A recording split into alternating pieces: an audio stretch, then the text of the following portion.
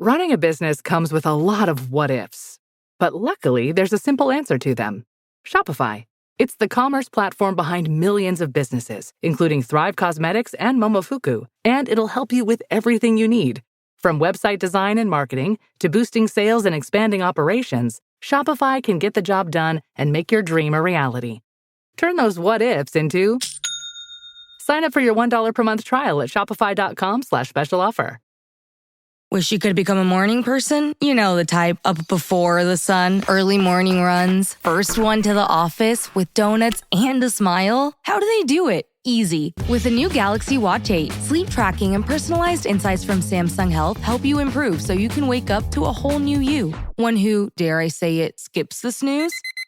It's possible. Train your sleep with Galaxy Watch 8. Learn more at Samsung.com. Requires compatible Samsung Galaxy phone, Samsung Health app, and Samsung account. Sunday morning. With us today is Steve Kates.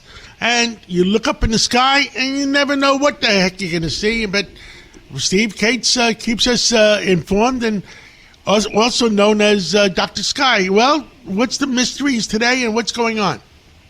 Well, good morning, John. Happy Sunday. We go back in history. On this date, back in 1959, the Soviets got the first image of the far side of the moon with something called Luna 3. And now we know that the far side of the moon, the Chinese have even landed there. But this week in space history, the first Saturn V moon rocket was actually launched, as we know the rest of the Apollo story. But, John, closer to home, most people know by now of SpaceX Starlink satellite cluster.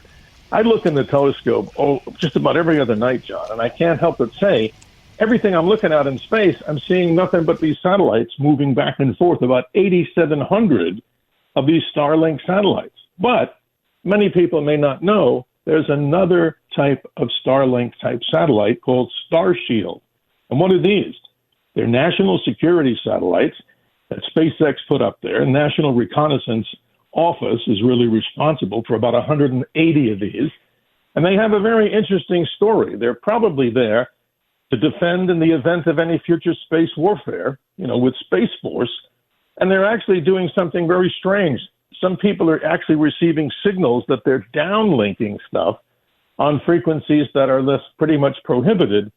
So the story is, there's more to the story of Starlink with this mysterious group of spacecraft for national security called Starshield. Amazing stuff, don't you think?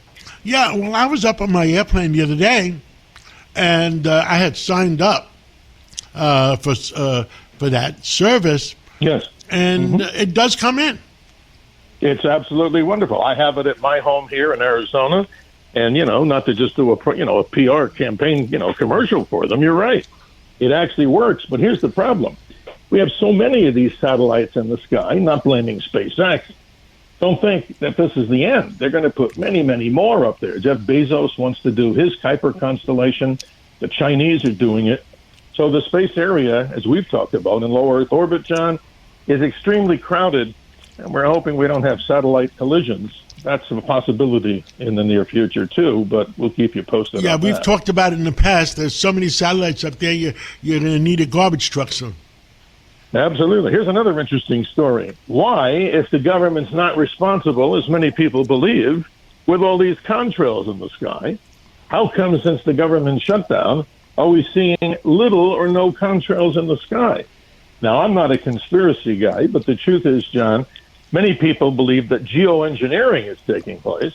I can't say for a fact that the government's responsible, but what would you think, John, that if you're seeing hardly any contrails in the sky since the government shutdown, you can't just blame them on regular commercial airlines? What do you think? That's amazing. The truth is, I don't know what the truth is. So I'm always honest with you. I don't know. I have not looked into it in detail, but the truth is, we don't know what the truth is. You better believe it, and we'll continue to investigate here as we talk every Sunday, opening our minds. But, John, we have a story, the mystery of the week. Now, this is really amazing. Some claim that the Third Reich, Nazi Germany, developed anti-gravity technology. And they did this with many high-level scientists. One nuclear physicist and quantum physicist known as Dr. Werner Heisenberg was allegedly involved in this project. Now, before we tell you what they found out or what they believe could be true, remember, the Germans had developed the first jet aircraft, the Messerschmitt 262, the V-1 and V-2 rockets. And they also developed, way before we ever had the flying wing, something called the Horten bomber, which is literally a flying wing. So here's the mystery. Some claim that the Germans developed this bell-shaped craft called the De Glocker, and that it was powered by some red mercury kind of radioactive substance. We never found the craft. But, John, not to go into conspiracies, but if this were to be true, with all the other great technologies that Nazi Germany developed, not that they were a good group, obviously not, but isn't it possible that anti-gravity technology came around a long time ago? And that is the mystery of the week. Well, I can certify, I don't want to use the word certify, that it does exist, because the fact is that we were buying a company at one time that they had that technology. But I can't talk about it. I can't tell you the name of the company. I hear you, John, and that secret needs to be kept tight. But yet again, who knows? And that's why we talk about these great mysteries. If people want to learn more about it, it's known as the De Glocker. It was called the Nazi Bell, a bell-shaped spacecraft or something. But again, nobody actually has the remains of it. Who knows? It could be just a big story in a conspiracy world, but you got to give them credit for the development of advanced technology. And we always mention, John, in closing, things people can see. Right now, there's a comet in the sky called Comet Lemon. There's beautiful planets to see and the remains of the Orionid meteor shower. To learn more about it, just go to the Dr. Sky Experience podcast. We update everybody, John, there, including the honor to have the show, the Dr. Sky Experience, Saturdays, midnight Eastern time to 2 a.m. on Saturdays, and then Saturday night, midnight to 2 a.m. Sundays.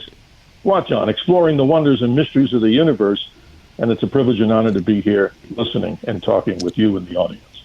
Steve Kates, otherwise known as Dr. Sky, thank you so much, and we'll catch up again real soon.